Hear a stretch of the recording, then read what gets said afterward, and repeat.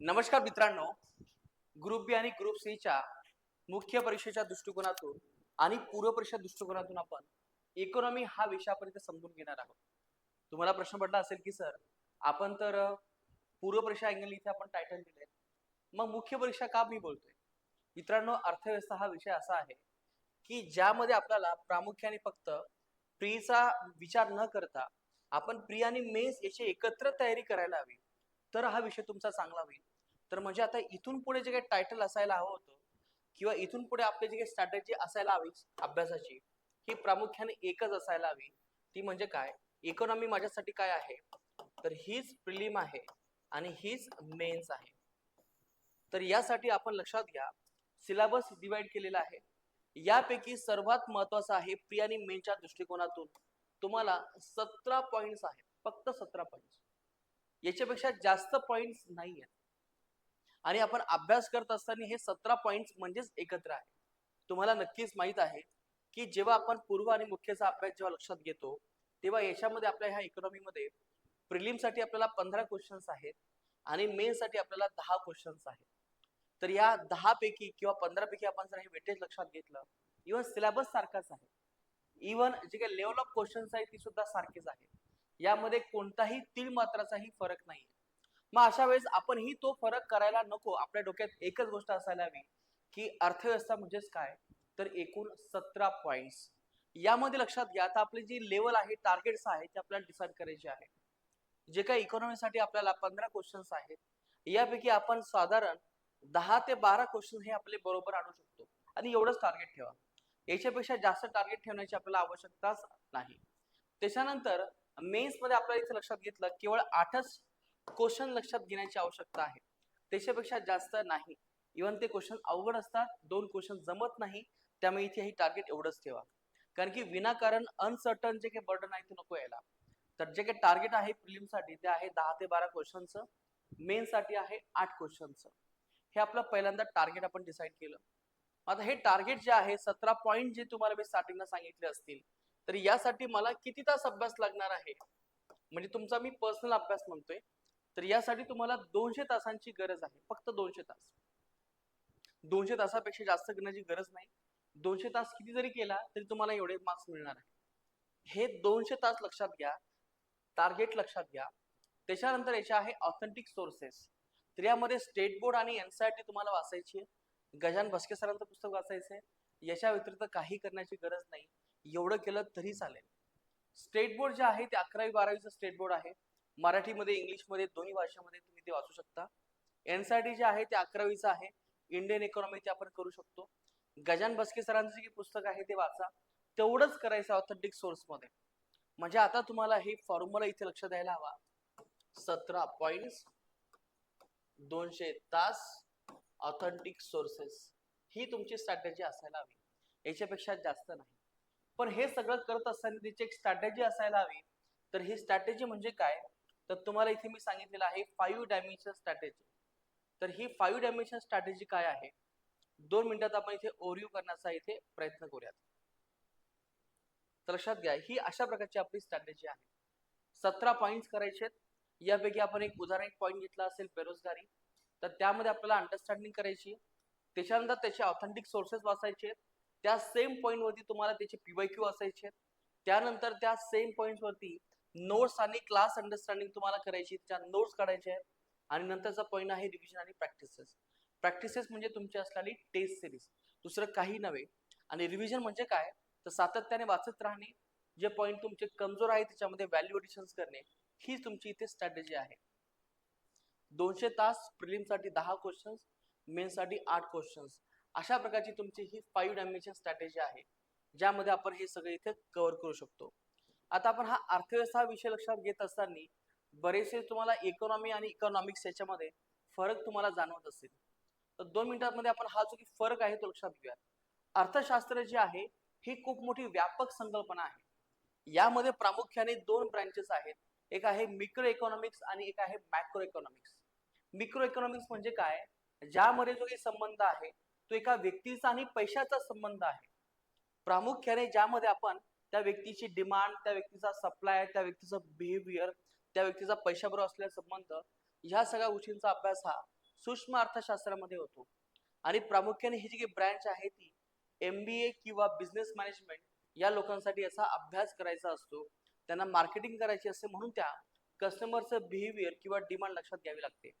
परंतु आपण ह्या देशाचा कारभार करणार आहोत, लक्षात घेणार आहोत, त्यामुळे आपल्याला देश आणि पैसा याचा संबंध लक्षात घ्यायचा आहे, ज्यालाच आपण इथे समग्र अर्थशास्त्र असं म्हणतो.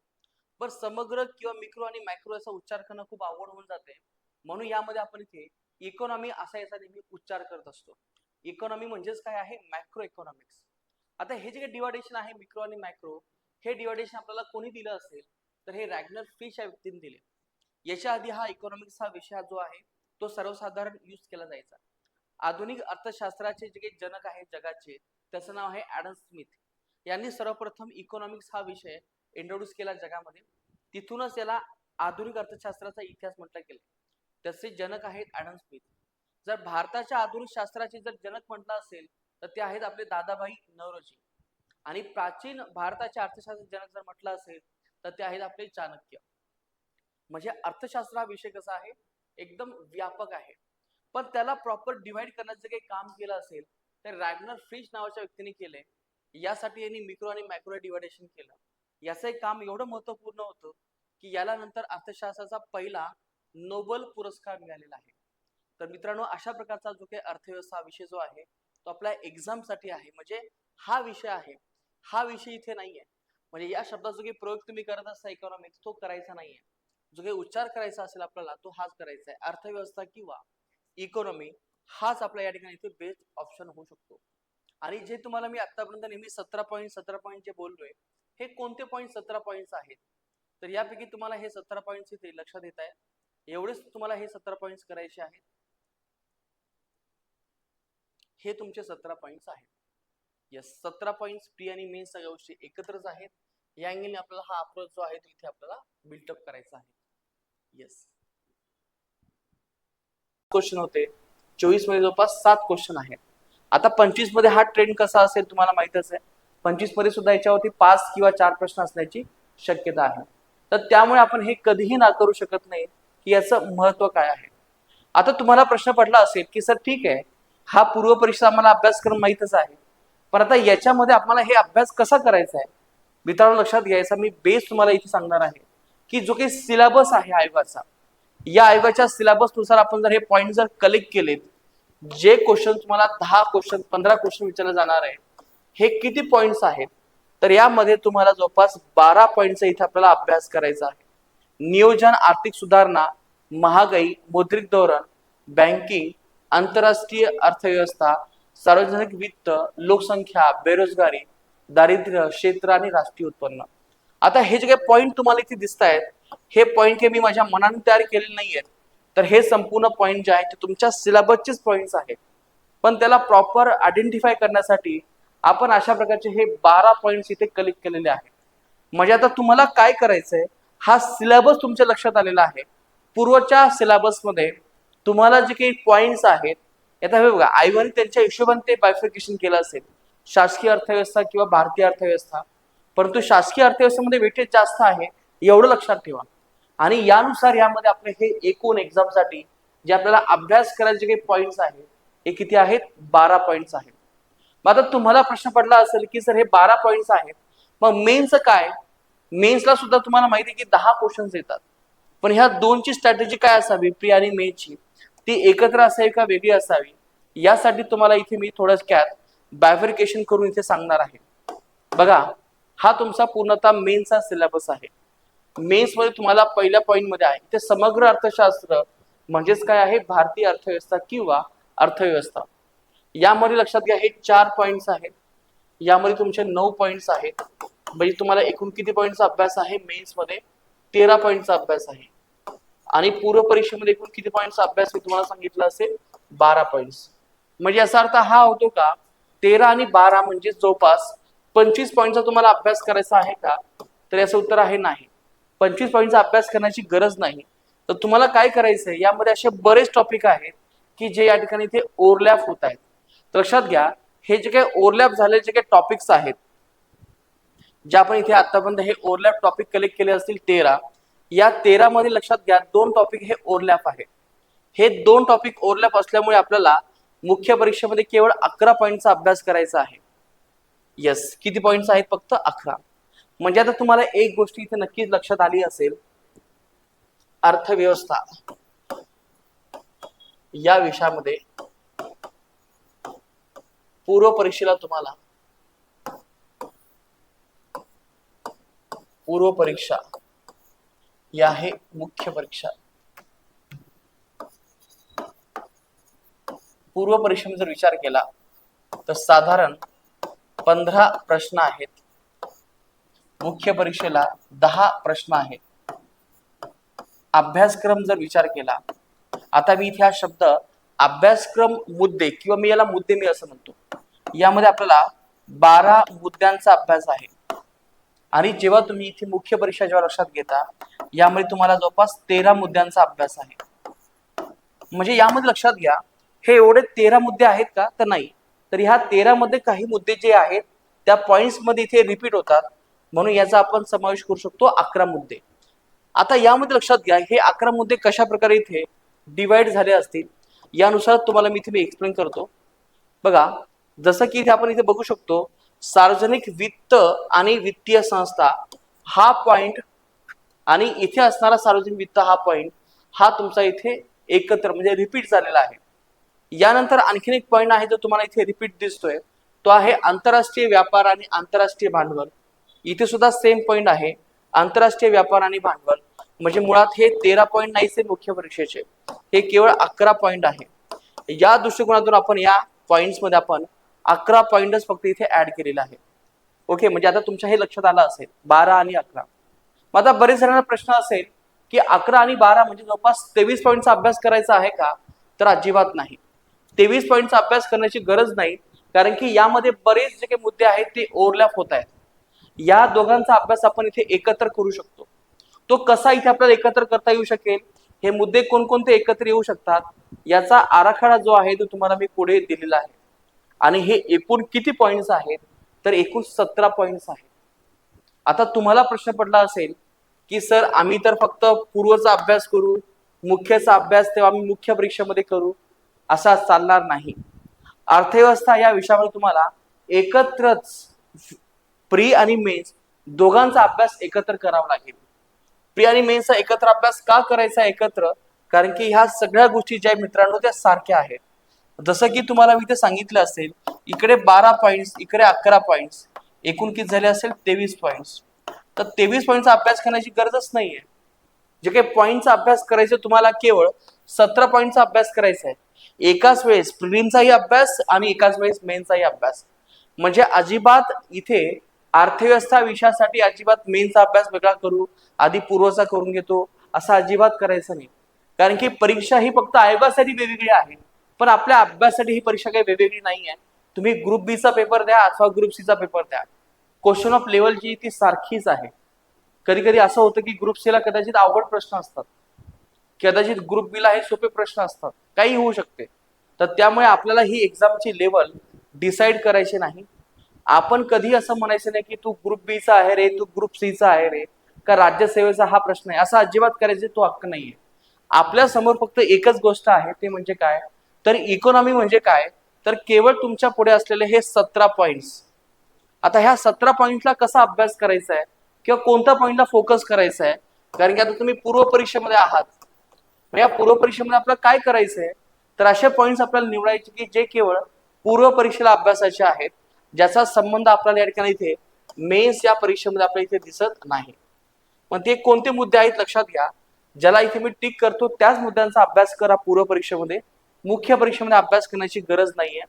जसं की इथे लक्षात घ्या, मुद्रा पैसा, सार्वजनिक वित्त, वृद्धी आणि विकास, समग्रलक्षी अर्थशास्त्र, त्याच्यानंतर आहे नियोजन, भारतीय शेती व ग्रामीण विकास, त्याच्यानंतर आर्थिक सुधारणा, महत्वाच्या योजना, महागाई, लोकसंख्या, बेरोजगारी, दारिद्र्य, मौद्रिक व वित्तीय धोरण, त्यानंतर पायाभूत सुविधा, उद्योग आणि सेवा क्षेत्र, आंतरराष्ट्रीय अर्थव्यवस्था सुद्धा तुम्ही करू शकता. यापैकी असे मुद्दे कोणते आहेत की जे आपल्याला मुख्य परीक्षेला करायचे आहेत, तर यासाठी मी तुम्हाला त्यासाठी वेगळा पेन निवडतो, मी तुम्हाला ते लक्षात येईल. या ठिकाणी लक्षात घ्या, उद्योग आणि सेवा क्षेत्र करण्याची गरज नाही, हा पूर्णतः मुख्य परीक्षेला पॉइंट आहे. पायाभूत सुविधा सुद्धा करण्याची गरज नाही, हा मुख्य परीक्षेला आहे. जर पूर्वला जर आला तर कदाचित योजनेच्या आधारित हा प्रश्न येतो, पण आपण हे करंट मध्ये आपण ह्या गोष्टी करतच असतो. यानंतर जे तुम्हाला सहकार हा पॉइंट जो दिसतो, हा पूर्णतः मुख्य परीक्षेला आहे. इथे मी इथे एम हा शब्द करतो, म्हणजेच मुख्य परीक्षा. मुख्य परीक्षा हा आहे मुख्य परीक्षा. म्हणजे यापैकी 17 पैकी जर तुम्ही जर पॉइंट जर लक्षात घेतले तर 17 पैकी साधारण 1 2 3 पॉइंट तुम्हाला मायनस करायचे. तर साधारण 14 पॉइंटचा जो काही अभ्यास आहे हा तुम्हाला करायचा आहे. म्हणजे मी तर तुम्हाला एक गोष्ट नक्की सांगेल, तर 3 पॉइंट जर वेगळे असतील तर विनाकारण त्या 3 पॉइंटसाठी माइंडसेट वेगळा करण्याची गरज नाही. तुम्ही एकाच वेळेस पूर्वचाही करा, एकाच वेळेस मुख्यचाही करा. म्हणजे डोक्यामध्ये अर्थव्यवसाय विषयाला अजिबात असं बायफेट करू नका की सर मी पूर्वचा आधी करतो नंतर मुख्यचा करतो. नाही, एकदम या विषयाला एकदम नीलच करून टाका. भलेही तुम्हाला असं होऊ शकेल की जे काही सहकार हा टॉपिक तुम्हाला कदाचित मेन्सला आहे, पण कधी कधी असंही होऊ शकतं की पूर्वला सुद्धा त्याच्यावरती प्रश्न असतात. ते आयोगाचं आहे, आयोगाचं काही सांगता येत नाही. असं झालेलं आहे मागे 2022 मध्ये सुद्धा असा प्रश्न आला होता. सहकार हा पूर्वला आलेला आहे. म्हणजे मी तुम्हाला सांगेल मित्रांनो, प्री आणि मेन्स असं अजिबात काही करू नका. तुम्हाला जर हे सगळं करायचं असेल, एकच पॉइंट फक्त लक्षात घ्या, ते म्हणजे काय, तर माझ्या इकॉनॉमीसाठी मला फक्त 17 पॉइंट्स आहेत. विषय संपला. पूर्व मेन्स अजिबात वेगळं करू नका. जे आहे ते जे समोर तुमच्या येईल ते बिंदास अभ्यास करा. आणि विशेषतः यामध्ये करत असताना जे काही प्रश्न आहेत, पीवायक्यू आहेत, हे सगळ्या प्रकारची पीवायक्यू सोडवा. म्हणजे ती तुमची राज्यसेवा असेल, कंबाईनची पूर्व असेल, मुख्य असेल, हा माइंडसेटच करू नका की हा प्रश्न या परीक्षेचा आहे त्या परीक्षेचा आहे. जे असेल ते बिंदास सोडवा, जे असेल ते बिंदास अभ्यास करा. आणि यासाठी इकॉनॉमी विषयामध्ये तुम्हाला 17 पॉइंट्स करायचे आहेत. आता जो काही पुढचा पॉइंट आहे 18 चालू घडामोडी, त्याच्यामध्ये काय करायचंय, याच्यामध्ये काही वेगळं करण्याची गरज नाहीये. जे काही तुम्ही टॉपिक आतापर्यंत अंडरस्टँड केले असतील त्याच्यावरती जे काही करंट आलेलं आहे, ज्याला आपण आर्थिक घडामोडी असं म्हणतो, त्या गोष्टी हळूहळू याच्यामध्ये ऍड करायच्या. जसं की सध्या सरकारने मुद्रा चौथा क्रायटेरिया डिझाईन केलेला आहे, त्याला आपण ते तरुण प्लस असं म्हणतो. तर हे कशामध्ये आहे, मुद्रा. मुद्रा हा तुमचा बँकिंगचा पार्ट आहे, तर तिथे तुम्ही ऍड करून घ्या नंतर.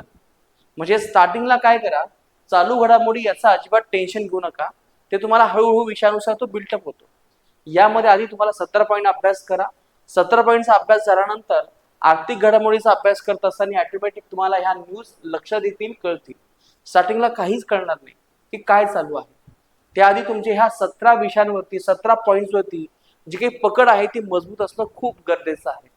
आता यानंतर आपल्याला जे काही तुम्हाला सिलेबस डिकोड करून सांगितलंय, आता माझा या ठिकाणी ते दुसरा टप्पा आहे जो तुम्हाला इथे समजून घ्यायचा आहे, ज्याच्यावर तुम्ही तुम्हाला बोललोच आहे. तर तो पॉइंट असेल या ठिकाणी इथे. म्हणजे हे 11 मुद्दे आहेत.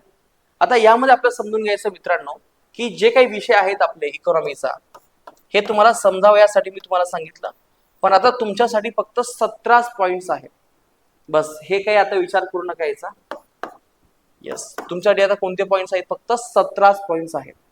आता यामध्ये तुम्हाला याची स्ट्रॅटेजी काय आहे, या स्ट्रॅटेजी बद्दल मी तुम्हाला थोडस इथे डिस्कस करतोय. कारण की स्ट्रॅटेजी असल्याशिवाय तुम्हाला पुढेच जाता येणार नाही. यामध्ये सर्वप्रथम तुम्हाला हे माहित झालंय का, तुमचा माइंडसेट तयार झाला का, इकॉनॉमी हा ना पूर्वला आहे ना मुख्यला आहे. विचारच करू नका. विचार एकच आहे, तो दृढ. तो म्हणजे काय की मला 17 पॉइंट्स मला संपवायचे. या 17 पॉइंट्स पैकी पहिली जी काही स्ट्रॅटेजी तुम्हाला मी सांगितली असेल, 5 डायमेन्शन स्ट्रॅटेजी. या स्ट्रॅटेजी मध्ये नंबर 1, कोणताही एक पॉइंट निवडा. जसं की तुम्हाला मी बेसिकली सांगेल मित्रांनो की हा 17 पॉइंटचा अभ्यास करत असताना युट्यूबवरती खूप सारे व्हिडिओज आहेत, ते आधी बघा. म्हणजे यामध्ये सर्वात महत्वाचं काय आहे, अंडरस्टँडिंग. अंडरस्टँडिंग ही महत्वाची आहे. आता तुम्हाला प्रश्न पडला असेल की सर आम्ही काही क्लास काही लावत नाही आणि आम्ही काय फक्त पुस्तक वाचतो. तर मित्रांनो हे लक्षात घ्या, मी तुम्हाला भलेही इथे क्लास बद्दल सांगत असेल, पण माझा हेतू हा क्लासला प्रमोट करणं अजिबात नाही. मला फक्त तुम्हाला योग्य दिशा दाखवणं हाच आहे. मित्रांनो, इकॉनॉमी हा विषय अवघड असल्यामुळे जे काही मार्केटमध्ये जेव्हा तुम्ही पुस्तकं वाचता तेव्हा ते नाही कळत. बेस्ट ऑप्शन आहे की तुम्ही कोणत्याही विषयासंदर्भात, अर्थव्यवस्था संदर्भात कोणताही एक क्लास घ्या, एक शिक्षक घ्या, त्यांना फॉलो करा. त्यांना तुम्ही त्यांचे आपले मेंटर माना आणि त्यांनी जसं जसं घेतलं तसं तसं त्याचा अभ्यास करत झाला. जसं की एक उदाहरण सांगतो की यामध्ये आपण एक पॉईंट घेतला असेल बेरोजगारी. तुम्हाला एकूण 17 पॉईंट आहे, पण एक पॉईंट आहे तुमचा बेरोजगारी. आता बेरोजगारी हा जो काही पॉईंट आहे तो शिक्षक त्या क्लासमध्ये तुम्हाला बेरोजगारी हा पॉईंट समजून सांगतो. म्हणजे काय आहे अंडरस्टँडिंग, हा पहिला डायमेन्शन. दुसरा डायमेन्शन तुमचा हा आहे की हा तुमचा समजल्यानंतर याच्या संदर्भात मार्केटमध्ये जे काही पुस्तकं तुम्ही निवडलेले आहेत, जसं की स्टेट बोर्ड, एनसीईआरटी आणि तुमचं असलेलं भस्के सरांचं पुस्तक, ते तुम्ही निवडल्यानंतर त्याच्यामध्ये जे काही बेरोजगारी हा जो काही टॉपिक आहे तेवढाच तुम्हाला तिथे वाचायचा आहे. बस तेवढंच, या दोन सोर्सेस मधून वाचा. नंबर ऑफ पुस्तक वाचण्याची गरज नाही. तिथे तो जो काही टॉपिक आहे बेरोजगारी हा टॉपिक वाचा. त्याच्यानंतर तिसऱ्या नंबरची स्ट्रॅटेजी तुमची हे आहे की तो सेम टॉपिक जो आहे बेरोजगारी, तर यामध्ये असणारे जे पीवायक्यू आहेत जे तुमच्या जवळ आहे. मला माहिती की सध्या नंबर ऑफ पीवायक्यू सुद्धा मार्केटमध्ये उपलब्ध आहे. तर अशा वेळेस हे जे काही पीवायक्यू आहेत हे तुम्ही पीवायक्यू सोडवा. पण कोणत्या टॉपिक वरती? या सेम टॉपिक वरती. आणि ही प्रोसेस अशीच आहे, 1 2 3. आधी अंडरस्टँड करायचे, नंतर त्याचे घरी गेल्यानंतर ऑथेंटिक सोर्सेस वाचायचे आहेत, नंतर त्याच्यावरती पीवायक्यू सोडवायचे आहेत. आणि चौथा जो काही मुद्दा आहे मित्रांनो, जो तुम्हाला इथे महत्वाचा आहे, अंडरस्टँडिंग, ऑथेंटिक सोर्सेस, पीवायक्यू. त्याच्यानंतर जे तुम्ही आतापर्यंत समजून घेतलेल्या सगळ्या गोष्टी याच्या सेल्फ नोट्स तुम्हाला काढायचे आहेत. सेल्फ नोट्स किंवा क्लास नोट्स हा शब्द प्रयोग मी तुम्हाला इथे मुद्दामून करेन. सेल्फ नोट्स किंवा क्लास नोट्स. आता तुम्हाला प्रश्न पडला असेल की सर हे करण्याची का गरज आहे, सगळं मार्केटमध्ये इथं मटेरियल उपलब्ध आहे. मित्रांनो बघा, मुलं यशस्वी होण्याचं न कारण काय आहे, हेच आहे की मुलांना काय वाटतं की आपण पुस्तक वाचलं म्हणजे आपण यशस्वी होतो. असं नाही. तुम्हाला कंटिन्युअसली आणि इंटेन्सिव्हली तुम्हाला काम करावं लागेल. एक टॉपिक तुम्ही वाचला त्याच्यानंतर तुम्हाला काय वाटतं की मला काय समजलं, मला काय शॉर्टकट जमवू शकतात, हे सगळे तुम्ही तुमच्या क्लास नोटच्या माध्यमातून एकत्र करा किंवा सेल्फ नोटच्या माध्यमातून एकत्र करा. आणि त्याच्यानंतर जी काही तुमची पुढची प्रोसेस आहे ज्यामध्ये तुम्हाला सातत्याने रिव्हिजन आणि प्रॅक्टिस करावा लागेल, तर यामध्ये मी इथे ऍड करेल तो पॉइंट आहे रिव्हिजन आणि प्रॅक्टिस. आता प्रॅक्टिस या शब्दाचा अर्थ काय आहे की मार्केटमध्ये जे काही टेस्ट सिरीज आहेत इकॉनॉमी या विषयाच्या किंवा ज्या काही सब्जेक्टिव्ह ज्या काही टेस्ट असतील त्या टेस्ट सोडवणे, त्या टेस्टच्या माध्यमातून माझा स्कोर चेक करणे, मी कोणत्या विषयामध्ये कोणत्या पॉईंट्समध्ये चांगला आहे खराब आहे हे स्वतःला अंडरस्टँड करणे. आणि जे तुमचं वीक असेल, जे तुम्हाला वाटतं की मला परफेक्ट करावं लागेल, याची तुम्हाला सातत्याने रिव्हिजन करावी लागेल. एवढंच नाही तर जर तुम्ही एखादा नवीन फॅक्ट जर ऐकला असेल ते तुम्ही तुमच्या ह्या वहीमध्ये नोट डाऊन करणे. तर हे जे काही 17 विषय जे आहेत मित्रांनो, 17 विषय म्हणजे 17 पॉईंट जे आहेत हे तुम्हाला अशाच पद्धतीने तुम्हाला बिल्डअप करायचे आहे. हीच तुमची स्ट्रॅटेजी होऊ शकते. आणि या स्ट्रॅटेजीमध्ये तुम्हाला चालायचं असेल तर तुमचा हा जो विषय आहे तो तुम्हाला 200 तासांमध्ये परफेक्ट होऊ शकतो. मी तुम्हाला प्रॉमिस देऊ शकतो की प्रिलिम मध्ये तुम्हाला 10+ आणि मेन्स मध्ये तुम्हाला 8+ सहज मार्क मिळू शकतात. यासाठी काही वेगळी तयारी करण्याची गरज नाही किंवा 200 तासांपेक्षा जास्त तयारी करण्याची गरज नाही. आता तुम्हाला प्रश्न पडला असेल की सर तुम्ही 200 तासच का सांगताय? अरे भाई, त्याची लिमिटच एवढी आहे. मला सांगा, मी असं म्हणू शकतो का की इकॉनॉमीसाठी तुम्ही 1000 तास वाचण्याची गरजच नाहीये?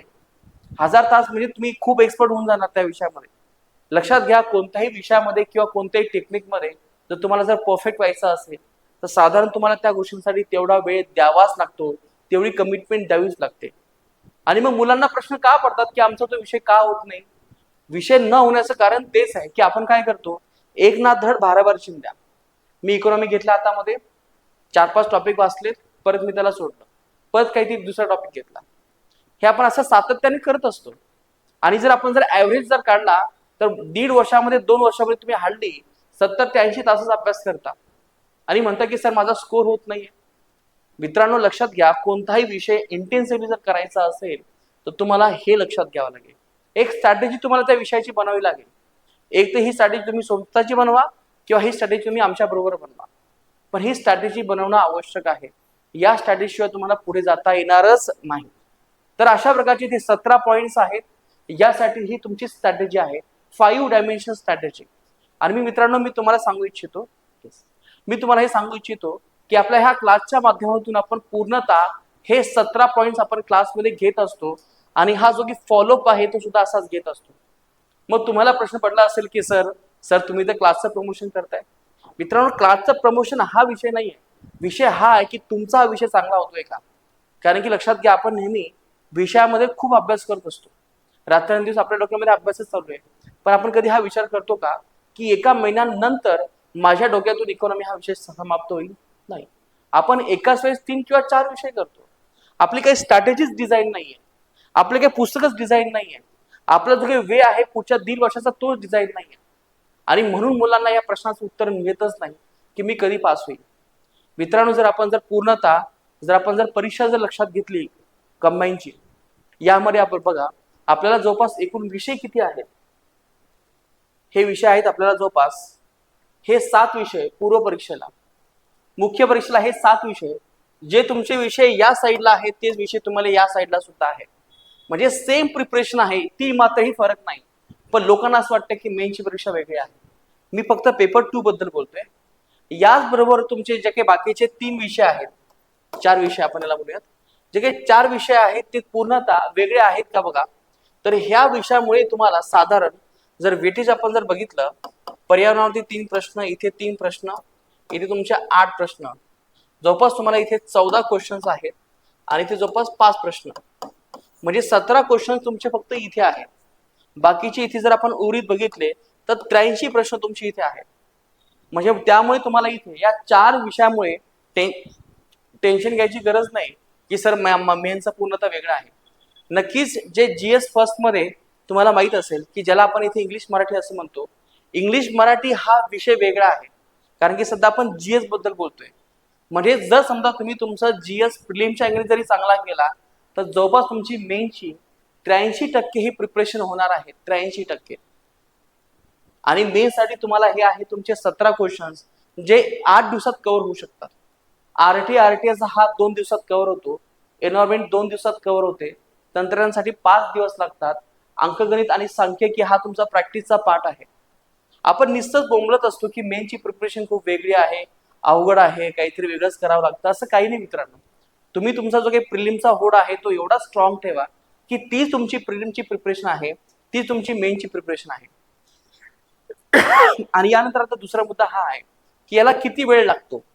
तर लक्षात घ्या मित्रांनो, जे तुम्हाला मी इथे वेळ दिला असेल अभ्यासाचा, तर तुम्हाला इथे साधारण 200 तास लागतात. प्रत्येक विषयाला जवळपास एवढाच वेळ लागतो.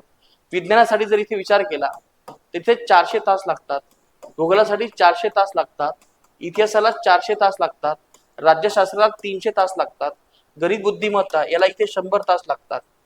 गणित आणि बुद्धिमत्ता जर इथे विचार केला, थोडासा जो काही फॉन्ट आहे आपला तो चेंज झालाय, त्यामुळे पहिल्या वेरियंट सगळ्या गायब झालेल्या आहेत. ऍडजस्ट करा प्लीज. गणित बुद्धिमत्ता हा तुमचा प्रॅक्टिसचा विषय आहे. त्यामुळे 400, 400, 800, 1200, 1500, त्याच्यानंतर 1700, 1700 आणि 1800. 1800 तासांमध्ये तुमचा प्री आणि मेनचा सिलेबस पूर्ण होतो. 1800 तास हे आहेत आणि हे तुमचे आहेत 200 तास. लक्षात घ्या, पूर्व प्लस मुख्य या विषयाचा तुम्हाला अभ्यास करायचा असेल तर साधारण तुम्हाला 2000 तास तुम्हाला लागतात. आता हे 2000 तास कशाचे आहेत? तुमचे जीएसचे आहेत. पण जर मी तुम्हाला इथे जर लँग्वेजचा जर इथे विचार केला तर लँग्वेजचे तुम्हाला आणखीन 500 तास तुम्ही इथे ऍड करा. जवळपास तुम्ही झाली इथे 1000 तास. 2000 प्लस तुमची इथे 100 म्हणजे 1000. जवळपास तुमची जर कंबाईनची जर एक्झाम क्रॅक करायची असेल मित्रांनो, तुम्हाला 3000 तासांची आवश्यकता आहे. 3 तास 1000, 3 तास, सॉरी मला असं म्हणायचंय 3000. जर एवढ्या जर तासाची जर आवश्यकता असेल तर साधारण तुमचा ऍव्हरेज किती अभ्यास असायला हवा बघा. आता याचंही कॅल्क्युलेशन तुम्हाला इथे डेली करावं लागेल. चला, डेली समजा तुम्ही इथे 5 तास जरी अभ्यास केला, 6 पंचे 30, किती राहिले? 600 दिवस. पण मला सांगा मित्रांनो, तुम्ही जर एवढा इथे स्पर्धा परीक्षा अभ्यास करताय तर खरंच आपण 5 तास कधी अभ्यास करतो का? नाही. साधारण आपला हा ऍव्हरेज जो काही अभ्यास असतो तो साधारण आपला 10 तास अभ्यास असायला हवा. कारण की आपण स्पर्धा परीक्षा अभ्यास करतोय तर, कारण की आपल्याला वेळ कमी घ्यायचा आहे ना, अभ्यासक्रम पूर्ण संपवायचा आहे. म्हणजे साधारण तुमचा लक्षात घ्या 300 दिवस म्हणजे मी म्हणेल की तुम्ही तुमच्या या प्रोसेसमध्ये 300 दिवसामध्ये तुम्ही प्री आणि मेन्सचा अभ्यासक्रम संपवता. आणि जर समजा तुम्ही त्या एक्झामच्या मोडमध्ये असाल तर साधारण हा तुम्हाला 1.5 वर्षाचा कालावधी लागेल. हे फक्त सांगण्यापुरतं नाही तर हे यशस्वी होण्यापुरतं आहे. म्हणजे लोकांना असा प्रश्न पडतो ना की सर मला किती वेळ लागेल. 1.5 वर्षापेक्षा जास्त वेळ लागणार नाही आणि तेवढी त्या विषयाची डिमांडच आहे. नाही ते विनाकारण टाइमपास करण्यात काही अर्थ नाही. काही लोकांना 1.5 वर्षाची 3 वर्ष 4 वर्ष 5 वर्ष होतात कारण की त्यांना या विषयाची या तासांची एवढी मॅच्युरिटी कधीच आणता येत नाही. जर ही मॅच्युरिटी जर त्यांनी लक्षात घ्या, काही लोक असे आहेत मी बघितले, हे लोक काय करतात 3,000 तासांची मॅच्युरिटी हे 6 महिन्यामध्ये पूर्ण करतात. 12-12 तास लिहिली अभ्यास करतात. होऊ शकते, करतायत मुलं. जेव्हा मेन्सला तुम्ही असतात 3-3 4-4 महिन्यामध्ये मुलं 12-12 14 तास अभ्यास करतात. ते तुम्ही करू शकता. पण प्रश्न काय आहे की स्वतःला किक करणे, स्वतःला टार्गेट करणे की मला किती तास अभ्यास करायचा आहे. जर कंबाईनचे जर तुम्ही आज निर्णय घेतला असेल तर स्वतःला सांगून टाका की माझ्यासाठी हे 3,000 तास आहेत जे मला अभ्यास करायचे. आणि प्रत्येक विषयाचे जे डिवायडेशन्स आहे ते सुद्धा हे अशा प्रकारचं आहे. आता अजिबात जीएस मध्ये मेन्सचं बर्डन घेऊ नका. आता तुमच्या समोर जी काही आताची पूर्व परीक्षा आहे डिसेंबरची असेल जानेवारीची असेल, फक्त या विषयावरती फोकस करा. या विषयामुळे तुम्हाला ह्या विषयाची जी काही मॅच्युरिटी आहे 400 तासांची ती कशी पूर्ण करता येईल हे बघा. आता यामध्ये जे काही तुम्हाला मी तास सांगितले असतील हे खूप मोठे तास आहेत. याचा अर्थ हा होत नाही की प्रत्येकाला एवढेच लागतील. काही लोक हुशार असतात, काही लोकांची ग्रास्पिंग पॉवर जास्त असते. होऊ शकते की त्या लोकांना 400 तास न लागता त्या लोकांना 200 तास लागतील. होऊ शकते तुम्हाला इथे विज्ञानाला 400 तास न लागता तुम्हाला 300 तास लागू शकतात. म्हणजे हा जो काही टाइम स्पॅन आहे तुमचा कमी होऊ शकतो तुमच्या डेडिकेशन नुसार, तुमच्या अंडरस्टँडिंग नुसार आणि विशेषतः तुमच्या शिक्षकानुसार. हा जो काही तुम्हाला मी प्लॅन सांगितलेला मित्रांनो, हा प्लॅन तुमचा सेल्फ स्टडीचा आहे. लक्षात घ्या, जे म्हणतो ना आपण क्लास का महत्वाचा आहे त्याचं कारण तुम्हाला इथे कळेल. आता फक्त बोल बच्चा सांगत नाही, खरं आहे. जेव्हा तुम्ही हे स्वतःहून सेल्फ स्टडी करता यासाठी तुम्हाला जवळपास 2,000 तास लागणार आहे. पण जेव्हा तुम्ही एखाद्या मेंटॉर बरोबर जेव्हा तुम्ही जाता, एका शिक्षकाबरोबर जेव्हा जाता, हा डायरेक्टली तुमचा वेळ होतो 1,500 तासांचा. कारण की बघा इकॉनॉमी हा विषयाला तुम्हाला इथे सांगितले असेल 200 तास, पण जर तुम्ही मेंटॉर बरोबर गेला तर 150 तासामध्ये तुमचा हा विषय क्लिअर होऊ शकतो. इव्हन 100 तासामध्ये हा विषय क्लिअर होऊ शकतो. हे आहे पोटेन्शियल एका शिक्षकाचं, एका मेंटॉरचं. नाहीतर आपण काय करतो, आपण आपल्या सेल्फ प्रिपरेशन करत राहतो, पुस्तक वाचत बसतो. आणि जे काही शिक्षक असतात ते वेल एक्सपिरियन्स असतात, जे एक्झामला येते तेच तुम्हाला सांगू शकतात. म्हणून तुमचा हा टाइम जो आहे तो रिलीज होतो. मित्रांनो, क्लास लावण्याचं जे काही कारण आहे ते स्वतःला पुढे घेऊन जाण्यासाठी असते, स्वतःला त्या वेळेमध्ये बसवण्यासाठी असते. तुमचा वेळ जो आहे तो कमी करण्यासाठी असतो. आता तुम्हाला प्रश्न पडला असेल की सर आम्हाला कन्व्हिन्स करतायत. कन्व्हिन्स करण्याचा प्रश्नच नाही मित्रांनो. प्रश्न अतिशय सरळ सरळ आहे की तुमचा वेळ खूप अमूल्य आहे. त्या वेळेमध्ये जर तुम्हाला नाही देता आला तर त्या पोस्टला खूप जास्त किंमत होते. नाही तर 10 वर्षानंतर 5 वर्षांचा पोस्ट मिळाल्यानंतर त्याला काही अर्थ नाही. कारण की तेवढं तुमचं पोटेन्शियल इथं बर्बाद होणार आहे, तेवढं फ्रस्ट्रेशन होणार आहे. बेस्ट ऑप्शन आहे खूप ट्रिमेंडसली इंटेन्सिव्हली अभ्यास करा आणि पटकन निघून जा. आता परीक्षा आहे 3-4 महिन्यामध्ये. ज्या लोकांचा शून्यापासून अभ्यास आहे त्यांच्यासाठी थोडा अवघड आहे, पण जे लोक 6 महिन्यापासून अभ्यास करतायत त्यांनी खूप पॉझिटिव्हली अँगलने थोडासा विचार करा. आणि विशेषतः लक्षात घ्या ह्या सगळ्या गोष्टी प्रॅक्टिकलच आहे. तुम्ही सुद्धा अभ्यास करत असाल तुम्हाला ह्या गोष्टी सगळ्या इथे लक्षात येत असतील. आता पूर्व आहे तर पूर्वचा विचार करा, पूर्ववरती खूप ट्रिमेंडसली कमांड करा. अर्थव्यवस्था हा विषय माझा आहे. या संदर्भात तुम्ही इथे 200 तासामध्ये तुम्हाला मी सांगितलं हा विषय तुम्हाला आणखी कमी होऊ शकतो. इव्हन आपल्या स्पार्क अकॅडमीच्या युट्यूब चॅनलवरती खूप सारे व्हिडिओज आहेत, ते तुम्ही सुद्धा बघू शकता. म्हणजे काय आहे की आपण वाचल्यानंतर आपल्याला कळत नाही, जर विषयाचा एखादा व्हिडिओ बघितला तो लगेच कळतो. तर हेच आहे आपलं यश की ज्यामुळे आपला टाइम हा कमी लागेल. तर मित्रांनो, इथे अशा प्रकारे इथे मी स्ट्रॅटेजी सांगण्याचा तुम्हाला इथे मी प्रयत्न केलेला आहे. या सगळ्या गोष्टी तुमच्यासाठी एक्झामसाठी महत्त्वाच्या आहेत. रेफरन्सेस कोणकोणते असतील या सगळ्या गोष्टी तुम्हाला इथे सांगण्याचा प्रयत्न केला. बाकी तुमचा निर्णय आहे. तुम्ही सुद्धा तुमची एक स्ट्रॅटेजी डिझाईन करा, कारण की त्याशिवाय आपल्या ह्या परीक्षेला पुढे जाता येणार नाही. तर आपण भेटूयात नेक्स्ट सेशनमध्ये, ज्यामध्ये आपण तो विषय किंवा एखादा पॉईंट इथे आपण घेण्याचा प्रयत्न करूयात. तर चला तर मित्रांनो, आज आपण इथे थांबूयात. या संदर्भात जर तुम्हाला काही क्वेश्चन्स किंवा काही डाऊट असतील तर तुम्ही आम्हाला इथे स्पार्क अकॅडमीच्या नंबरवरती कॉन्टॅक्ट करू शकता. इव्हन माझा जो काही पर्सनल नंबर आहे त्याच्यावर सुद्धा तुम्ही मला मेसेज किंवा कॉल करू शकता. हा माझा मोबाईल नंबर आहे 8459026397. इव्हन तुमची स्ट्रॅटेजी काय असावी यासाठी सुद्धा आम्ही द स्पार्क अकॅडमी तुमच्यासाठी नेहमी मदत करायला मी तयार आहोत. नक्कीच काही क्वेश्चन असेल, डाऊट असेल तर तुम्ही आम्हाला ह्या नंबरवरती संपर्क करत चला. चला आज मित्रांनो, आज आपण इथे थांबूयात. धन्यवाद. Thank you so much. लवकरच आपण भेटूयात नवीन सेशनसह. थँक्यू. हा सेशन तुम्हाला कसा वाटला नक्की आम्हाला इथे कमेंट करून कळवा. तुमचे काही क्वेश्चन्स आहेत ते सुद्धा आम्हाला इथे कमेंटमध्ये सांगत चला. थँक्यू.